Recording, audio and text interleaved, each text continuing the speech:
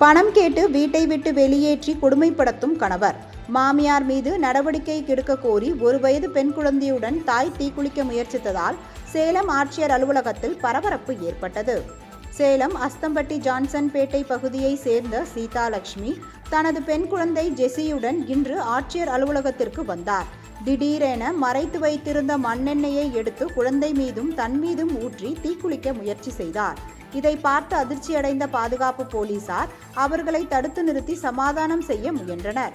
தனக்கு இதயத்தில் ஓட்டை இருப்பதை அறிந்த கணவரும் மாமியாரும் உணவு வழங்காமல் அடித்து துன்புறுத்தி வீட்டை விட்டு வெளியேற்றி விட்டதாகவும், செல்வதற்கு இடமில்லாததால் தீக்குளித்து உயிரை விட முயற்சித்ததாகவும் சீதாலட்சுமி கண்ணீர் மல்க கூறினார்.